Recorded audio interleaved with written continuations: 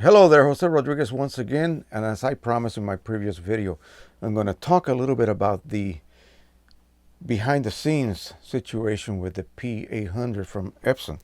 And as you know, we have not been able to reset our North American zoned P800s with any of the refillable cards that have been sold out there. And I think I finally know why. All right. And this is thanks to the owner of Precision Colors. We had a conversation last night, and he actually shone some light onto the subject of the P800 and why it hasn't been beaten. And I'd say, hey, wait a minute. I have another set of refillable carts. I installed your carts, and the printer accepted them. And now I come to hear, I'm not anywhere near empty yet, but I come to hear that these cards will not reset when they reach empty. What's the deal? Well, as I had been previously explained to, there are two basic codes, and this is going to be as layman as I can make it. There is an identification code, and the identification code refers to the color of the cartridge. So let's just say, for instance, cyan. So cyan will have two codes on the chip. One of them is the ID code specifically for this color cartridge. And that would be like saying GPS coordinates for your property, your home. The next door house has different GPS coordinates. So it has a different ID code. But it's still a house. They could be identical houses. All of them painted cyan color. But they're all located at different areas, so they have individual, unique ID codes. Okay. Our OEM T85s that we would buy for the P800, they all have unique ID codes for each particular color. So why is it so difficult to create a chip that will reset? Because that chip has one single ID code for each color as well. So you say, well, what's the problem? It appears that every set of chips used on every refillable card out there, out of China, has the same code for the same color.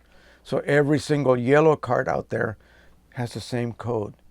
The ones that I install on mine have the same code. This cyan has the same code as my refillable cyan and your refillable cyan and every other refillable cyan for the P800. So what happens is that the printer recorded your original OEM ID number for yellow, for magenta, photo magenta, cyans, photo cyan, and so on down the line. It recorded all of those colors. And so now those ID codes are in its memory. And its memory is extremely deep. It's not like the memory for the maintenance card that's only two ID codes deep. Right? This memory is very deep. How deep? No one knows. So then enter a set of refillables. I take out my OEM cards at about 50%. I want to save them in case, right? So I put them away. They're in a box down here. And I installed my refillables. Well, it now sees another ID code per color. The problem is that thousands of other users that bought these refillable cards, they all have the same code chip ID. So the printer will remember that second code set for that set of refillables. When the chip tries to reset itself, the printer expects to see a different code for cyan, but it does not, because the makers of these cards and chips, they thought they could get away with just one single color ID code. That's it. So they made every single cyan chip for the P800 the same ID code. They made every single yellow the same ID code. They made every single magenta one the same ID code. for magenta. So there isn't, unlike OEM cards, they all have individual unique ID codes. These cards do not. How do they acquire that one code? That one code that works the first time but never again? Somebody probably leaked it. That is the only way that they could acquire a code, an ID code. It had to have been leaked out, and it is incredibly encrypted. So it's not something that you could get for instance, an OEM chip and extract that unique code and then have another set of cards coded with that unique code. No, it's impossible to decrypt. They have been trying, let me tell you, and it is almost impossible. They would have to have a bank of computers working for years and years and years, and by that time, who cares, right? To be able to extract those codes. So they are all using the leaked, presumably, allegedly, don't take that to the bank, allegedly leaked code for all 9 cards. So there are 9 leaked codes out there that they have been programming to all of these chips. So in European, I assume still, in other countries, the printer is not locked. The printer will be able to accept the same original code. The same thing happens when you reset a card. You're not resetting the card's unique ID code. You're just resetting the ink counter, but the printer doesn't care whether it sees the same cartridge again. It sees it as full and goes, I'm full again, thank you. These cards, no. They need to see a new ID code for cyan. And plus the fact that you reset it to full, or it reset to full. If it does not see a unique new code for cyan, it will not show your reset level. It will show only the level that the chip was at originally, meaning if it was empty, it is still empty. Whether you reset it manually or automatically, whatever reset method you can use, and there's the only one that's available right now is the auto reset method, it will still see it as being empty because it is not seeing it as a uniquely brand new different cyan card, and it needs to see that, otherwise it will not work. And that's where we are at. And I hope you understand my explanation. It's difficult for me to put it into words, but again, every time you buy an OEM set, they have unique codes. It's like telephone numbers. We all have our unique telephone number. So then you have to have an ink level code for the amount. And that's it, just 2 codes. When you reset it, if you were able to apply a resetter to it, it would only reset the level but not the ID code. It would not become another different cyan card. It would still be the same cyan card. The printer sees it as the same cyan card and will reject it. Okay? And that's where we are at. All right, so unfortunately, a lot of these cartridges in chips have been sold out there. These are single-use chips. They're supposed to be accepted, but I bet you they still have the same exact ID code as every other thousands and thousands of other chips that have been put out for the P800. They all have the same identical code for magenta, same identical code for yellow, and so on down the line. I hope that kind of, that you guys get that. And that's what's happening. If you could create a unique primary code, then we are home free. The printer would have to accept it, just like it has to accept an OEM code. When you buy an OEM card, it sees it as a different entity for yellow, a different entity for magenta. I hope you get that. That's what's blocking the printer from working with these types of cartridges. And it's amazing. And all Epson has to do to say, hey, we're not blocking a thing. We allowed you to use those refillable cards once. We didn't prevent you from using the refillable cards. You can always go back to our cartridges and you'll be perfectly fine.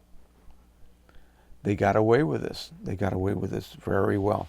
It was really a smart, tactical move by Epson, and specifically for this one printer model. I can't really give you why they chose this model, but I think that's the future for us. That is going to be the future. So nothing we could do about that at this moment. All right, the Pro 1, as you know from Canon, we can refill those.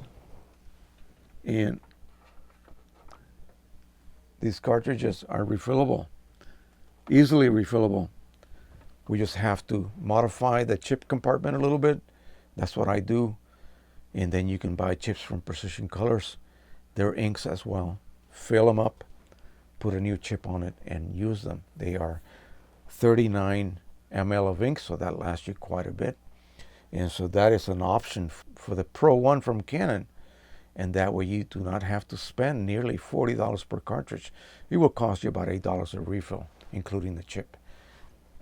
Not including a spare cart you might buy from me, but if you want to use your own cart, then you have to learn how to modify the compartment so that it accepts the fatter chip. But you should be able to reuse your own carts, and from that point on, every time you refill, it costs about $5 worth of ink to refill it, and about $3 for a new chip. So for $8, you are good to go, as opposed to $40 to $42, sometimes $43 a cartridge.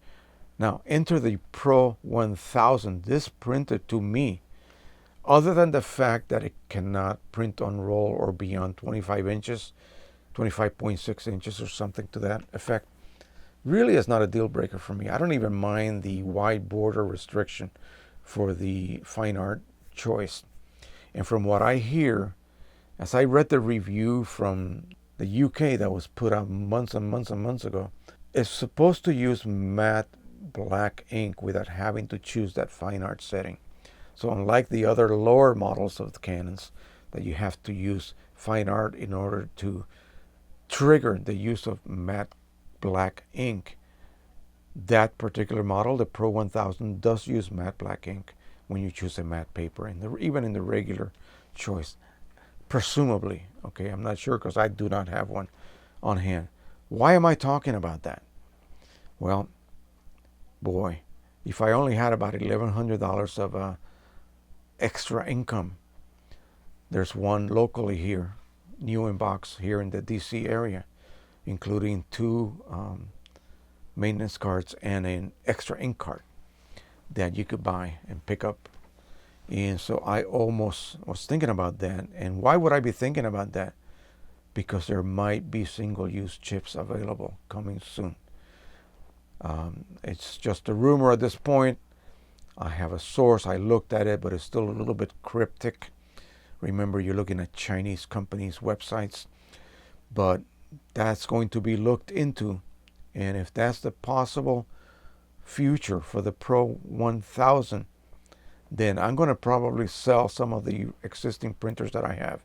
I really do not need a Pro 9500 Mark II anymore. I really don't. And maybe some of the others, I really don't need them any longer. So I will sell them and then take some money from those sales and supplement it and buy a Pro 1000. Wow. Pro 1000 has vacuum assisted paper feed. I would not have that buckling problem that I had with the P800 printing on that San Gabriel 1.0 or even the newer San Gabriel. Who knows if it can handle it or not. But that would solve that problem, and that would be just, to me, the best printer. Why? Because if you're running your printer on OEM inks, yeah, you have to be frugal and you have to, pay out the wazoo for inks. These are going to be about $55 to $60, depending what part of the world you're in, for each cartridge. They're 80 ml cartridges, but that's, still a little pricey, just like the Pro 3880, the P800, about the same price. But when you're running with third-party inks and you decide not to use the printer for a week and it runs a cleaning cycle, who cares? On the other printers, we do care because it's going directly into the internal waste ink pads, and those cost a lot of money to have them replaced and to have the printer reset, and you have to provide them with a full set of cards or one that is no less than half full, and they better be genuine, all right? Especially if the printer is under warranty. You don't want to negate any other part of the warranty, although that's not covered by warranties. But still, you don't want to do that. So with the Pro 1000, it has maintenance cartridges. No pads. Yeah, they're rather small, but they're cheap. Under 20 bucks.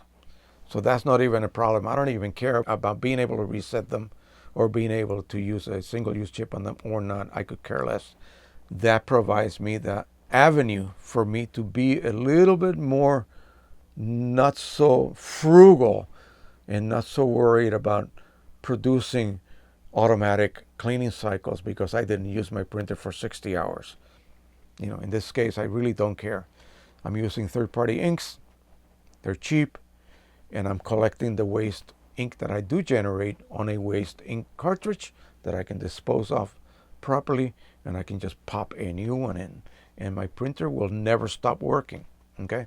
Unlike a Pro 1 that will stop working, a Pro 10 will stop working, Pro 100 will stop working, and so on, all the way down the line. All right, that is it. Another kind of long-haired discussion, but that's where the P800 situation is and why nothing is working. I hope that makes sense to you. It does to me. That's the only reason it is not working. And it's really ingenious of Epson to have done that to the North American zoned printers. All right, that is it. I hope you enjoyed this. Please subscribe, share, and like.